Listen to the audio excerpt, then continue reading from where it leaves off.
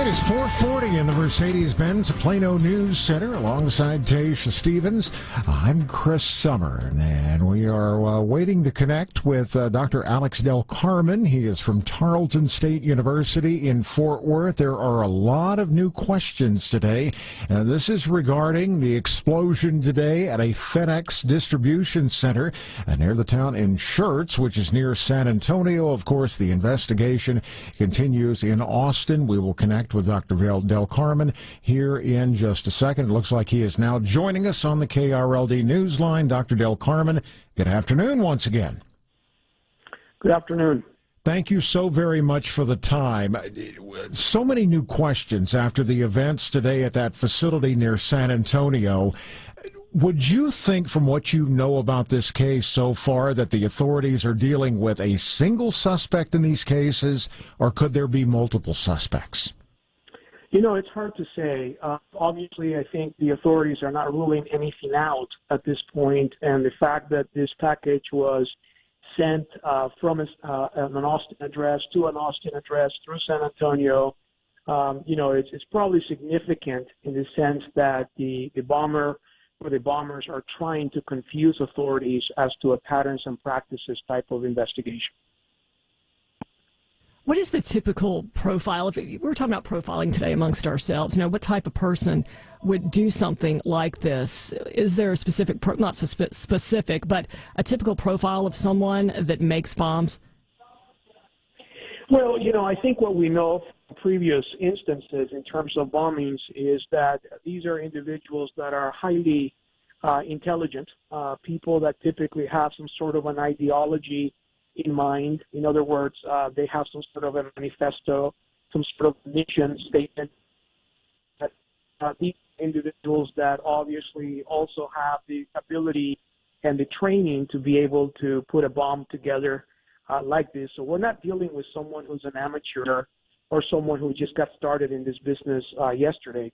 This is someone who is very, very intelligent and someone that truly has a mission in their mind in place.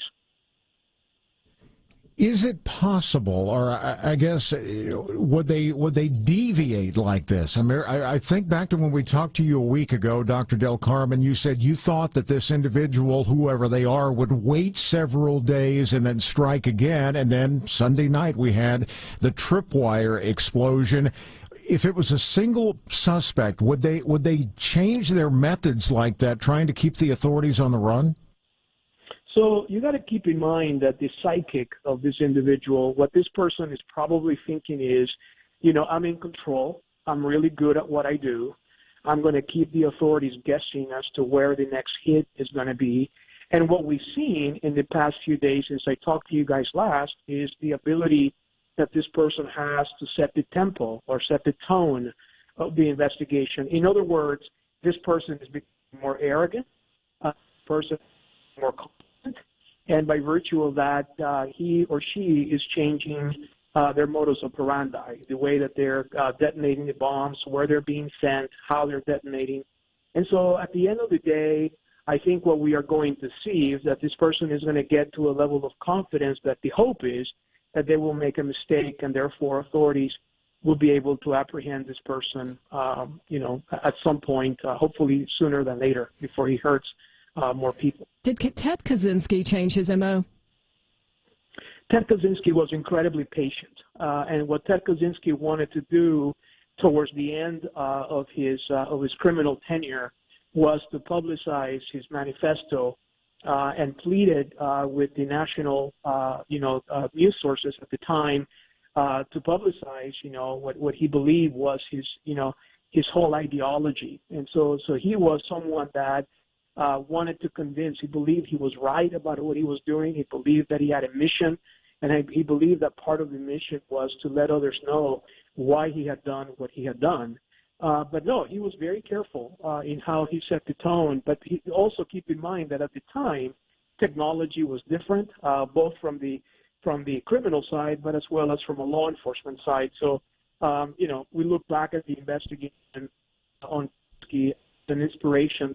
The end of the day, we will find the bad guy and put that person behind bars. But this is very different type of scenario. Right. A very different time in history.